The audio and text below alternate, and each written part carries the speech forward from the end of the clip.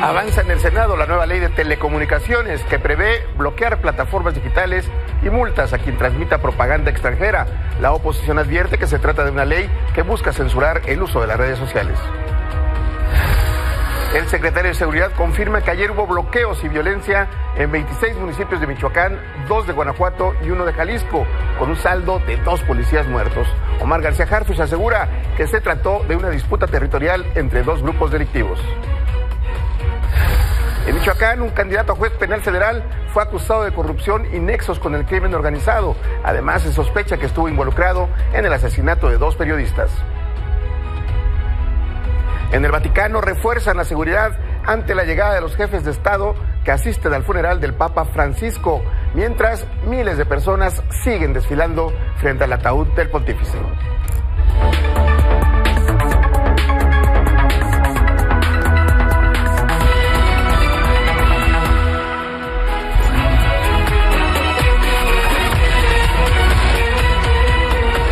Muy buenas noches, bienvenidos a Milenio Noticias de las 20 horas de este jueves 24 de abril de 2025. Le agradezco su atención y le invito a revisar la información más relevante del día.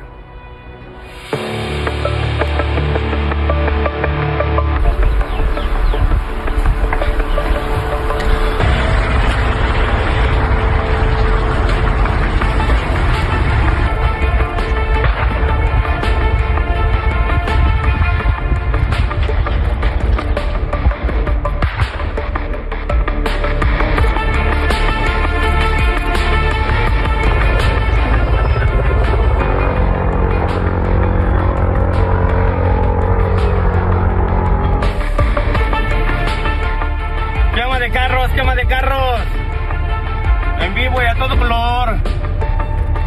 Aplíquenle ahí enseguida de la salida de la barca.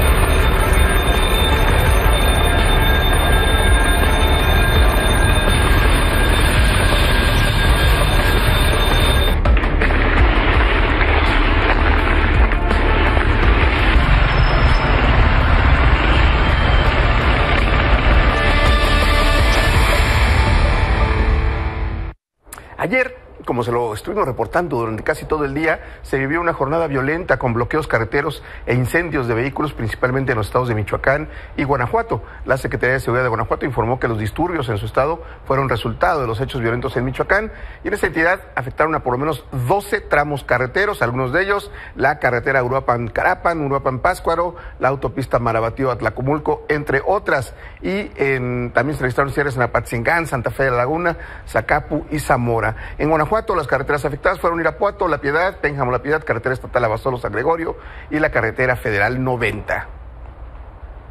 Hoy las autoridades de ambas entidades hicieron el recuento de los daños, entre ellos la detención de 2 personas relacionadas con los hechos. Y saludo a mis compañeros César Cabrera en Michoacán y Jesús Padilla en Guanajuato para conocer los detalles de qué dijeron hoy las autoridades. Comenzamos contigo, César. ¿Cómo estás? ¿Cómo amaneció Michoacán hoy?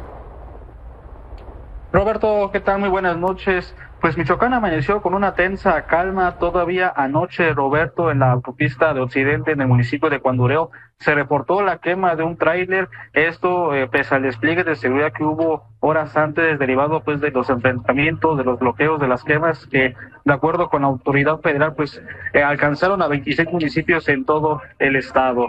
Hoy Michoacán amaneció con una tensa calma. También comentarte que siguió la violencia reflejada en bloqueos carreteros, sobre todo en un punto de Tingambato, y también en el Ongarícuaro, en la región lacustre, se reportó daños a la carretera libre que conecta hacia Pichátaro, localidad que ayer, Roberto, reportó la muerte de 2 oficiales. Esto también a causa de los enfrentamientos armados. Estos 2 oficiales habían intentado detener, impedir la quema de unidades en esa zona, sin embargo, desafortunadamente perdieron la vida.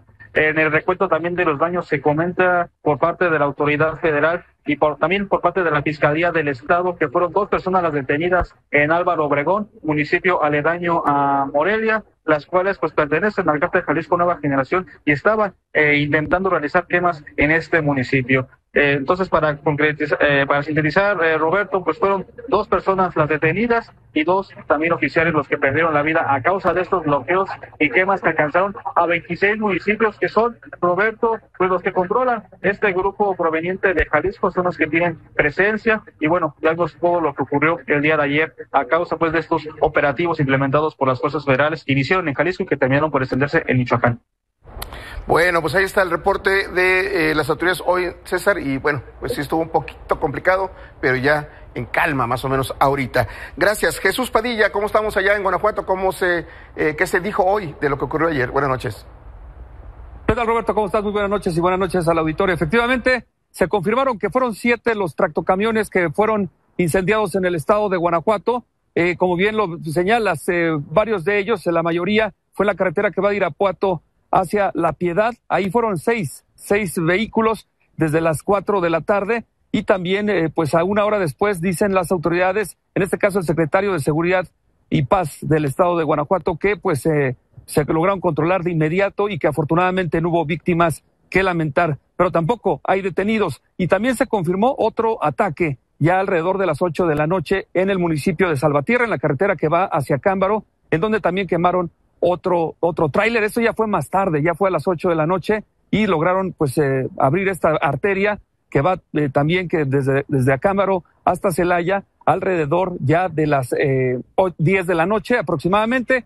Y hoy la gobernadora Livia Denisse García Muñoz Ledo se reunió con el Gabinete de Seguridad, el que también está integrado por elementos del Ejército, por el comandante de la 16ª Zona Militar, también de la Fiscalía General de la República, también con la Fiscalía General de Guanajuato, y también el secretario de Paz, de Seguridad y Paz, y donde pues la gobernadora dice que no van a dar ni un paso hacia atrás, que van a continuar con estos operativos, que afortunadamente también dijo que pues no hubo personas lesionadas, y bueno, pues en esta reunión se acordó que iban a blindar o iban a poner mayor vigilancia en los límites principalmente entre el estado de Michoacán y también en los límites con Jalisco, principalmente allá en la zona de León y los pueblos del Rincón, San Francisco del Rincón y Purísima del Rincón. Hoy ya estuvo tranquila, también se colocaron, me refiero a la entidad, y se colocaron mantas con números telefónicos de la policía, de la Secretaría de Seguridad y también mensajes de la Secretaría de Seguridad en los puentes peatonales, en los puentes vehiculares, principalmente la carretera que va de Irapuato hacia La Piedad, y hubo una mayor presencia tanto del Ejército, de la Guardia Nacional y también de las autoridades estatales, y también en algunos casos, como el municipio de Pénjamo, también hubo un despliegue importante, también hacia el municipio de León y también hacia la zona de Irapuato, también se implementaron operativos. También hoy el secretario de Seguridad y Paz aseguró que pues continúan con estos operativos, y él dijo que pues todo se debió a un enfrentamiento entre grupos criminales que se dio allá en Michoacán, pues que prácticamente con la misma versión de Omar García Harfuch. Nosotros continuamos pendientes. Hasta el momento ha estado pues relativamente tranquilo después de estos hechos que se registraron ayer, Roberto. Así es, Jesús, qué bueno que están ahí trabajando en el blindaje, porque bastante tiene Guanajuato con sus propios problemas de inseguridad y con sus propios grupos ahí delictivos, como para estar enfrentando este efecto que le llaman efecto cucaracha de pasar de un estado a otro. Bueno, pues muchas gracias, César, muchas gracias, Jesús. Ayer estuvimos atentos a sus envíos, a sus materiales, a sus reportes, y hoy pues más tranquila la cosa. Ojalá ya para mañana esté totalmente restablecida la calma. Gracias, buenas noches, compañeros. Gracias, muy buenas noches. Pendientes, buenas noches. Bueno, sobre este mismo tema, la presidenta Claudia Sheinbaum dijo que reforzó esta versión de que todo se dio a un conflicto entre 2 grupos del crimen organizado. El secretario de Seguridad va a emitir un comunicado, pues tiene que salir muy pronto. No hubo detenciones, fue realmente un conflicto entre 2 grupos. Se dio principalmente en Michoacán y ya se están haciendo pues todas las investigaciones. Este es importante porque durante buena parte del día de ayer se dijo extraoficialmente en las redes sociales sobre todo que corrieron las versiones de que habían detenido a un objetivo prioritario en el estado de Jalisco y que eso había provocado toda esta movilización de los criminales. Con esto pues queda completamente confirmado a través de las autoridades que se trató del enfrentamiento entre dos grupos criminales que están disputando el territorio allá en Michoacán. Ya como lo dijeron los corresponsales, como lo dijo la misma presidenta, Omar García Harfuch, secretario de Seguridad y Protección Ciudadana, amplió la información en su cuenta de X, donde precisó que la violencia ocurrió en 26 municipios de Michoacán, 2 en Guanajuato y 1 en Jalisco, que hubo incendios de diversos vehículos, 3 ataques a tiendas de conveniencia, diversos bloqueos y agresiones a autoridades. Confirmó que los enfrentamientos, insisto, se debieron a una disputa territorial entre dos grupos delictivos. También señaló que se recuperaron las vialidades, se estabilizó la situación en dichas entidades y que lamentablemente también, como ya le informamos, murieron 2 policías, y aseguró que estos hechos por esta situación no van a quedar impunes. Se comprometió a seguir informando sobre las detenciones correspondientes. Y mire, todo lo que ha ocurrido en estos 6 meses de gobierno, pues ocurren hechos y a los pocos días detienen a los culpables, los detienen y los presentan, así que vamos a estar muy pendientes de cómo se desarrolla esta información. Pasamos en más información pues sobre hechos de violencia en otras entidades. En Sinaloa anoche hubo 5 asesinatos y diversos hechos violentos en la zona centro del estado. En el ejido del Huizache, por ejemplo, al sur de Culiacán, elementos del ejército mexicano fueron atacados por civiles armados. Al repeler el ataque murieron 2 de los agresores. Hubo otro enfrentamiento en Tierra Blanca, municipio de Salvador Alvarado. Tras una persecución, el operativo encabezado por el ejército y la Guardia Nacional terminó en una balacera con una persona muerta. Ahí mismo, en Sinaloa, operativos por aire y tierra activaron la alerta en la región del Ébora. Tras los enfrentamientos entre fuerzas federales y civiles armados, un ataque ocurrió sobre la carretera México 15 que dejó a uno de los agresores muertos. No se reportaron detenidos. Las acciones de seguridad se extendieron a otros municipios como Angostura y Guamúchil.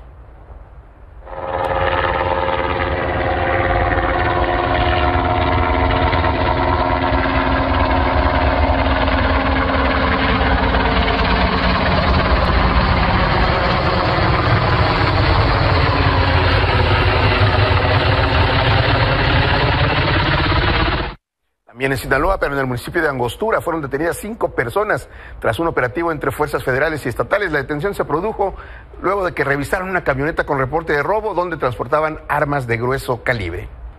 Otro aseguramiento similar ocurrió en la carretera Ojinaga-Aldama, pero esto en el estado de Chihuahua.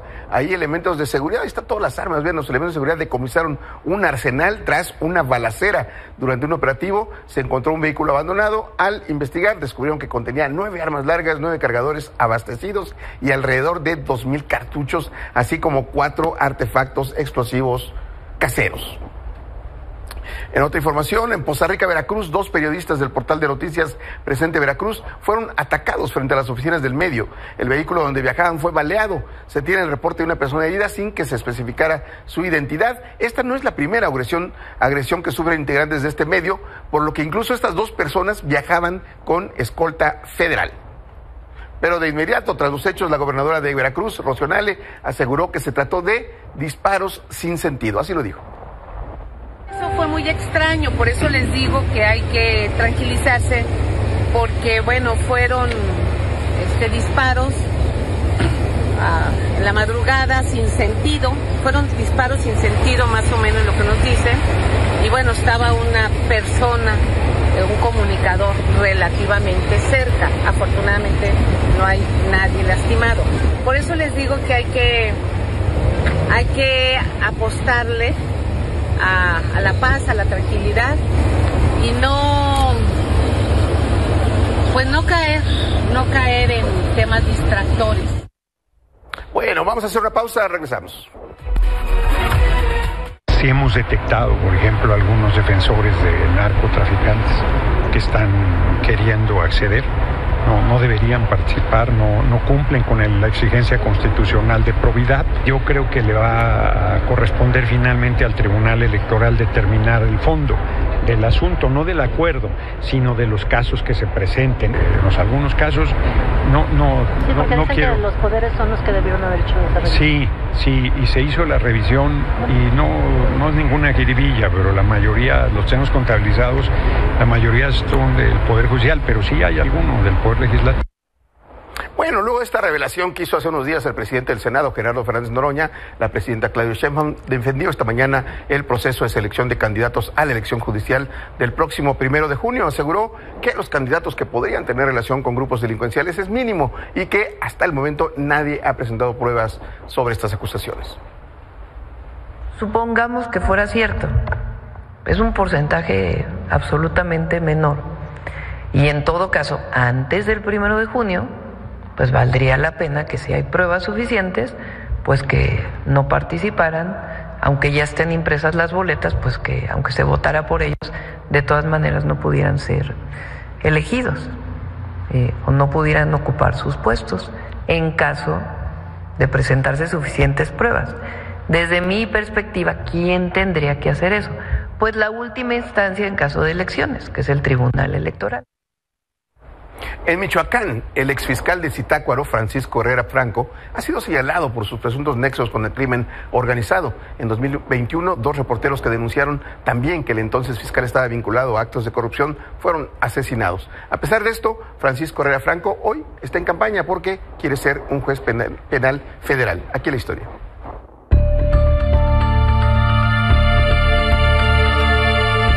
He recibido amenazas fuertes, muy fuertes, por exhibir la corrupción dentro de Fiscalía y dentro de los gobiernos. Pocos días después de esta acusación pública contra Francisco Herrera Franco, exfiscal regional de Michoacán en el municipio de Zitácuaro, Armando Linares y Roberto Toledo, reporteros de Monitor Michoacán, fueron asesinados. Yo sé que en cualquier momento me puede tocar, estoy completamente de acuerdo. Pero bien dice y reza esa frase célebre: más vale morir de pie que vivir arrodillado. Más de 4 años después, el principal sospechoso del crimen es candidato a juez penal federal debido a los poco eficientes filtros de las autoridades electorales. El paso de Francisco Herrera Franco como fiscal de Zitácuaro estuvo marcado por señalamientos de nexos con el crimen.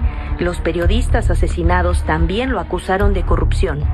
Meses después del crimen, Francisco Herrera fue destituido, pero sin enfrentar investigación alguna.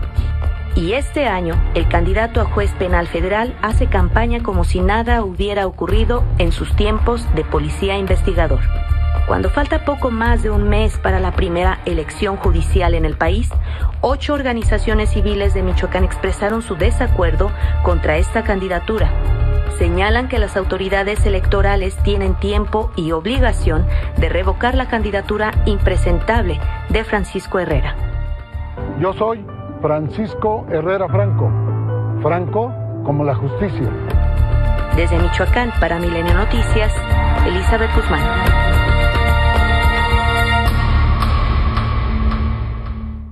Bueno, continuamos con la cobertura de las campañas rumbo a la elección judicial. En este espacio hemos dado voz a los candidatos que se enfrentarán en las urnas el 1 de junio. Y en esta ocasión tengo el gusto de saludar a Estela Fuentes Jiménez, candidata a ministra de la Suprema Corte. Bienvenida, Estela. Buenas noches. Buenas noches, Roberto. Pues, ¿qué la impulsó a buscar un puesto, un lugar en la Suprema Corte de Justicia de la Nación?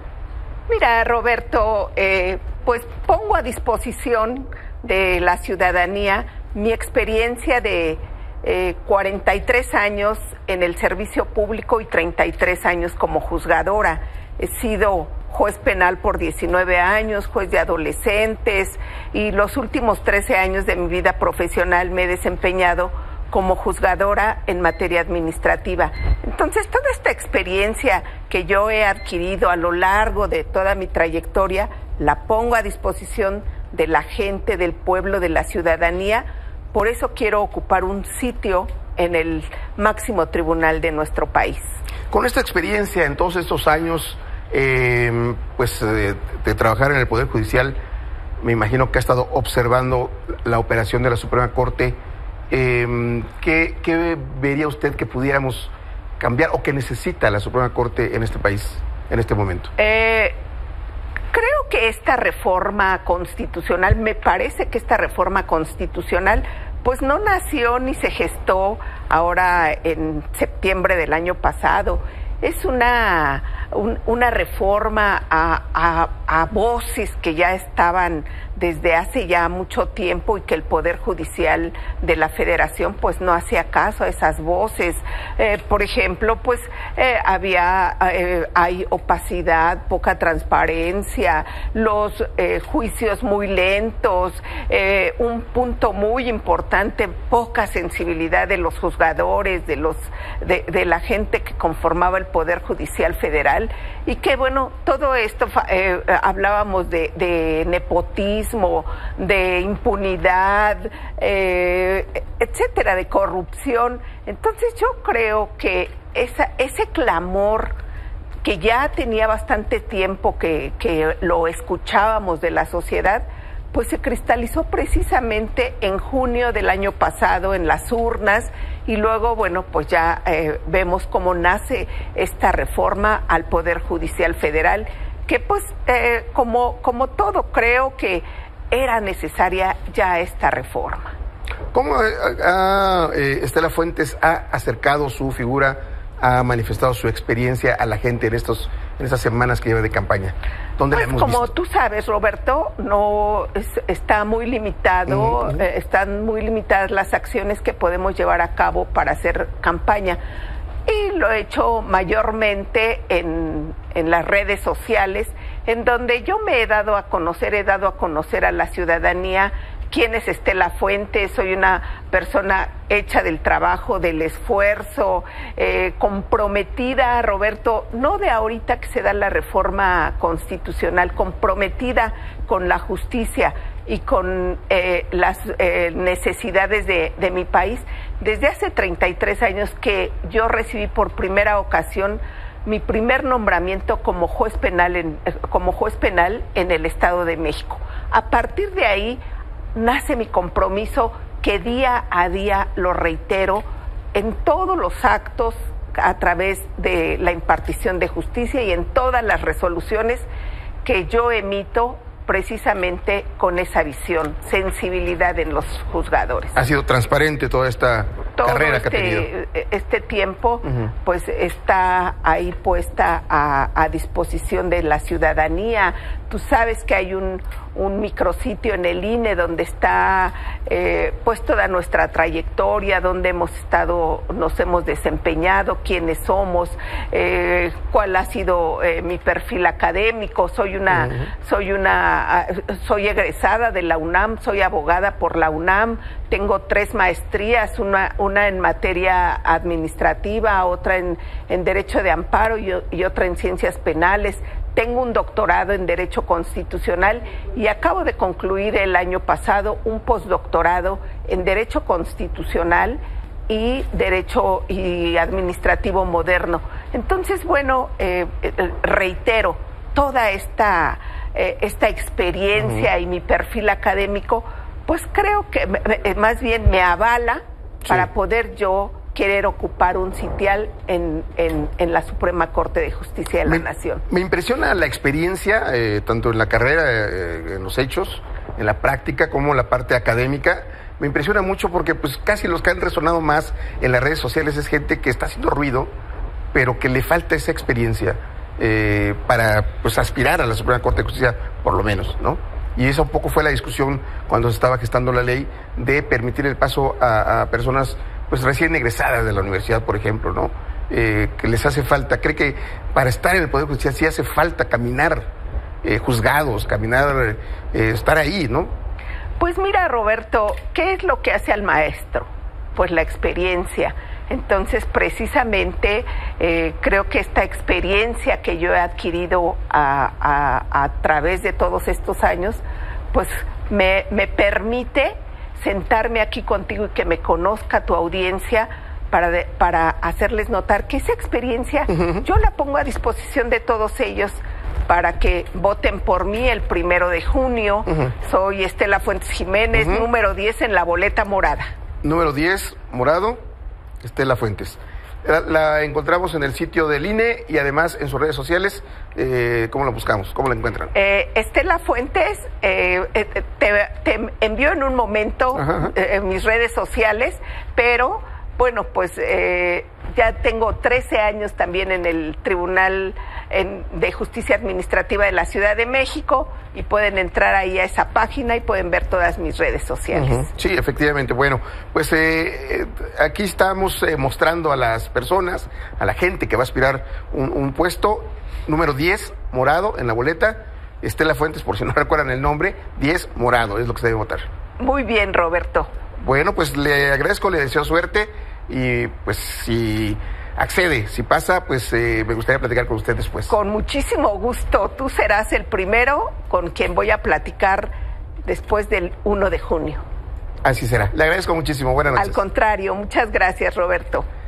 Bueno, pues en otros temas, en el Estado de México, en este mismo tema, en el Estado de México este jueves inició el periodo de campañas para los 91 cargos al Poder Judicial mexiquense que se elegirán este 1 de junio. Serán 35 días de campaña hasta el 28 de mayo para que los candidatos se den a conocer. El Instituto Electoral del Estado de México habilitó el micrositio Conóceles, donde estarán disponibles los perfiles de los 398 candidatos que participarán en la contienda. La consejera presidenta del instituto, Amalia Pulido, destacó lo que el Instituto Electoral del Estado de México está haciendo para que los casi 13 millones de electores puedan votar. Estamos ante una elección novedosa, no solo por su alcance, sino por su implementación. Y es ahí en donde se inscribe el sistema Conóceles, el cual estará disponible a partir del día de hoy y hasta el 1 de junio. Se puede acceder a través de este micrositio desde cualquier dispositivo conectado a Internet a través de nuestra página oficial. En este sistema podrán encontrar la fotografía, nombre, trayectoria académica, trayectoria profesional, propuestas, visión sobre la impartición de justicia y mucho más. Y en el día 27 de las campañas rumbo a la elección del Poder Judicial, estas fueron las actividades de candidatas y candidatos. La crónica es de Omar Brito. Continúan las campañas de quienes aspiran a ser jueces, magistrados y ministros a casi un mes de que iniciaron. Los candidatos siguen buscando el acercamiento con todos los sectores. Algunos coinciden en la estrategia de denostar el funcionamiento de la Suprema Corte antes de la reforma judicial. Que la Corte sea del pueblo, que la Corte sea tu Corte. Durante décadas, la Corte resolvió en tu contra. Te robó tus derechos, te robó tu paz, te endeudó, te vulneró, te despojó de tus sueños. Durante muchos años, la Suprema Corte ha servido a unos pocos, favoreciendo siempre a los que tienen el poder. Sus decisiones han desprotegido a grupos muy amplios a los que se les ha negado la justicia. Otros aprovechan el tiempo para promover sus propuestas. Abatir el rezago de aquellos expedientes sin resolver mediante el uso de herramientas tecnológicas y darle prioridad a las personas en vulnerabilidad son algunas de mis propuestas. Soy el número 37 de la boleta morada. Cuento contigo. Si quieres un ministro de la Suprema Corte de Justicia de la Nación que proteja a la ecología, vota por tu amigo Jaime Alier Campuzano el próximo 1 de junio. Hay quienes destacan su juventud, su preparación o su experiencia. Hola, voy a ser la ministra más joven del mundo. Me llamo Cintia Ortiz y te platico por qué sí puedo ser ministra. Soy licenciada en Derecho con formación en Relaciones Internacionales. ¿Sabías que desde el primer semestre de la facultad yo ya trabajaba en Fiscalía? Estuve trabajando como auxiliar y notificadora en el Juzgado 16 Civil de Tlaquepaque. Hace muchos años. Van 27 días de los 60 que durarán las campañas y que culminarán el 28 de mayo próximo. Para Milenio Noticias, Omar Brito. Gracias, Omar. Ahora sí cambiamos de información. Grupo Modelo anunció que entre 2025 y 2027 invertirá $3,600 millones en nuestro país. Esto como parte de la estrategia del Plan México. Raúl Escalante, vicepresidente de Asuntos Corporativos de Grupo Modelo, detalló que esta inversión se destinará a la renovación de sus plantas, a iniciativas de reciclaje y al trabajo con productores locales. Esta inversión tiene 5 grandes ejes. 1. Modernizar nuestras cervecerías y fábricas verticales. 2. Impulsar la economía circular. 3. Modernizar a nuestros clientes.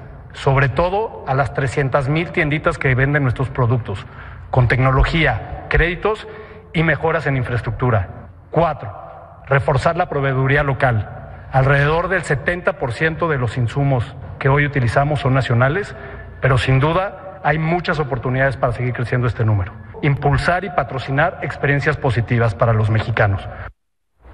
Por su parte, el secretario de Economía, Marcelo Ebrard, destacó que el portafolio de inversiones nacionales y extranjeras para este sexenio asciende a 298,000 millones de dólares, que incluye 1,937 proyectos registrados en las 32 entidades del país, principalmente en Baja California, Nuevo León, Sonora, Tamaulipas y Chihuahua. Que ver con industrias manufactureras, energía, agua y gas. Hay una gama muy amplia de inversiones que ya en otra ocasión, si me lo permite la presidenta, pues hago una presentación más detallada. Pues aquí estamos. 1,937 proyectos confirmados, informados por las empresas, verificados, 298,000 millones será la inversión, como la que hoy nos acaba de anunciar el Grupo Modelo. Entonces, presidenta, pues es donde está el portafolio a esta fecha.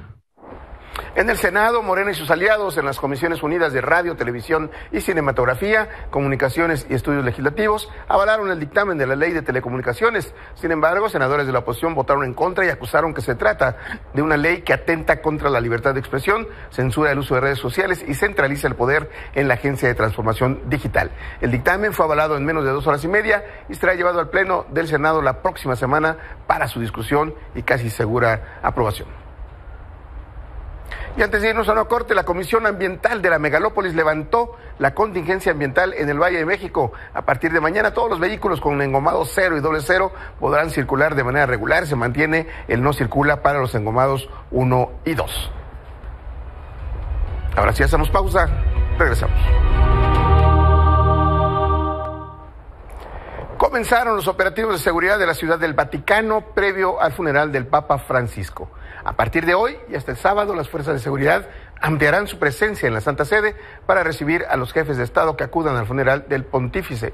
Se espera que para el fin de semana haya más de 4,000 policías desplegados. Se establezca una zona de exclusión aérea y preparen equipo para derribar drones con el objetivo de garantizar la seguridad de todos quienes asistan a este evento. Mientras tanto, el Vaticano continúa con los preparativos para llevar a cabo el funeral del Papa Francisco. David Rodríguez, enviado especial de Milenio, adelante con tu reporte. Buenas noches.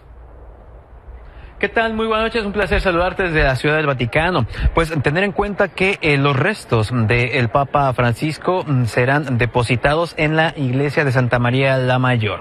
Esto por una decisión propia y sobre todo de que la gran devoción a la Virgen María fue uno de los grandes motivos por los cuales el Santo Padre decidió que sus restos descansarán en esta zona. Escuchemos la explicación de uno de los padres de el por qué decidió descansar aquí. Escuchemos.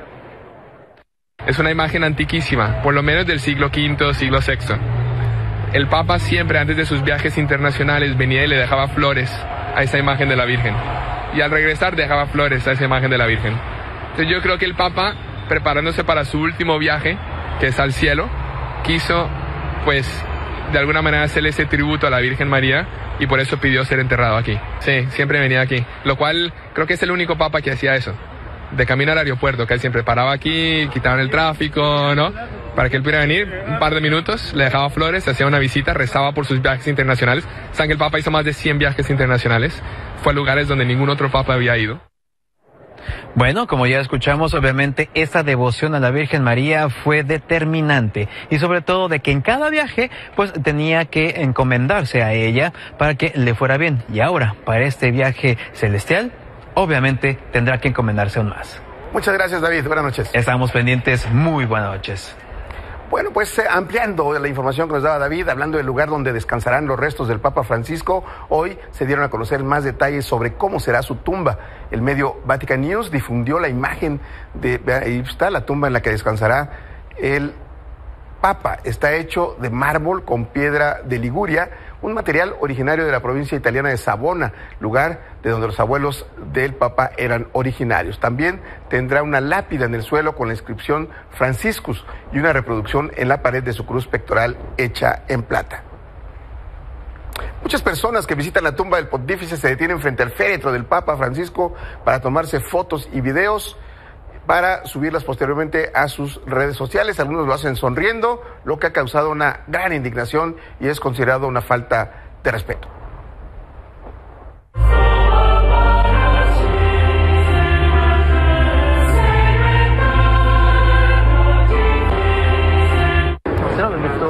It's a small window that people have to pay their respects, though the Pope's body will continue to lie in state here right until his funeral on Saturday morning. El médico del Papa Francisco dio a conocer cómo fueron los últimos momentos del pontífice antes de morir el lunes por la madrugada. El doctor Sergio Alfieri dijo que recibió una llamada alrededor de las 5 de la mañana en la que le informaron sobre el derrame cerebral que había sufrido Francisco, por lo que tardó 20 minutos en llegar donde descansaba. Dijo que lo encontró con los ojos abiertos y sin problemas para respirar, pero al llamarlo no podía hablar ni responder a ningún estímulo, por lo que determinó que ya no había nada más que hacer. Comentó que el Papa quería morir en casa. Siempre lo dijo el médico. Y la comitiva mexicana ya se encuentra en la Ciudad del Vaticano. El arzobispo emérito de México, Norberto Rivera Carrera, se unió a los cardenales del mundo para trasladar los restos del Papa Francisco hacia la Basílica de San Pedro. El cardenal mexicano caminó junto a otros religiosos para escoltar el ataúd como señal de respeto al Papa. Es importante mencionar que Norberto Rivera ya no puede participar en el cónclave para elegir al próximo pontífice debido a que no cumple con el requisito de tener menos de 80 años.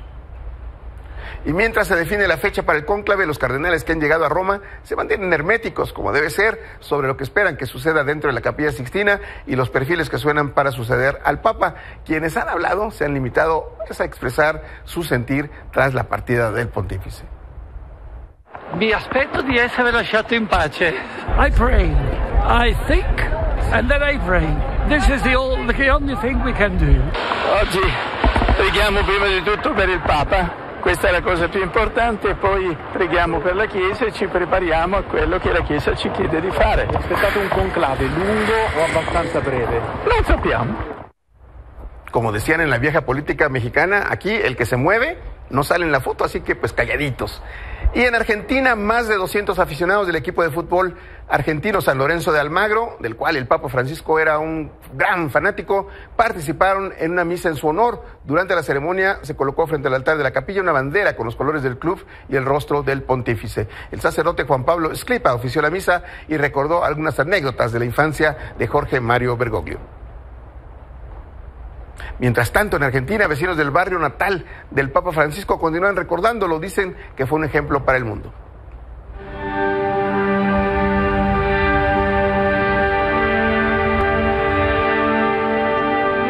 Infinidad de veces cuando era obispo, después arzobispo, y como yo ya no veía bien, le decía, siempre me bendecía, y le decía, Monseñor, mis ojos casi no veo.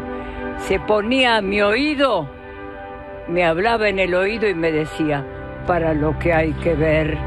Y me bendecía, y en el altar de San José, los días de San José, muchísimas veces tuve la bendición de verlo.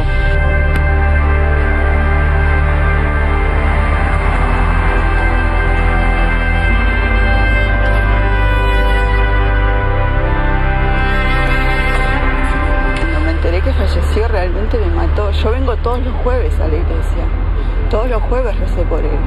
Hace 2 años que vengo rezando y realmente me mató, te juro, fue tremendo, me cuesta todavía. En este lugar él vivió, jugó con los niños, estuvo aquí presente en todo, especialmente trabajó mucho con los pobres, dio todo por ellos y pues para nosotros es un ejemplo a seguir. Creo que es un gran ejemplo a seguir y pues, según pienso yo, está en el cielo esperando que nosotros sigamos ejemplo y que seamos felices en lo que hacemos.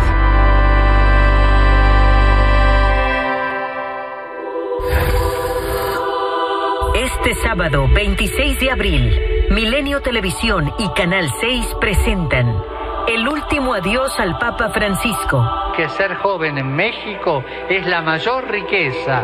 Programa especial en vivo desde la Basílica de San Pedro a la 1:30 de la mañana, tiempo de México. Alejandro Domínguez y Carlos Zúñiga desde Roma, Italia, quienes transmitirán todos los detalles de esta histórica ceremonia. Samuel Cuervo y Débora Estrella, reporteros, corresponsales, analistas. Una cobertura sin precedentes que no te puedes perder. Y a las 12 del mediodía, acompáñanos en el resumen de la despedida del Papa Francisco, sábado 26 de abril, solo por Milenio Televisión y Canal 6. Ya lo sabe, aquí en las distintas plataformas del grupo Milenio Multimedios encontrará la mejor cobertura de este evento que será muy, muy recordado y muy visto en el mundo. Muchas gracias por haberme acompañado en este espacio de las 20 horas. Nos vemos pronto.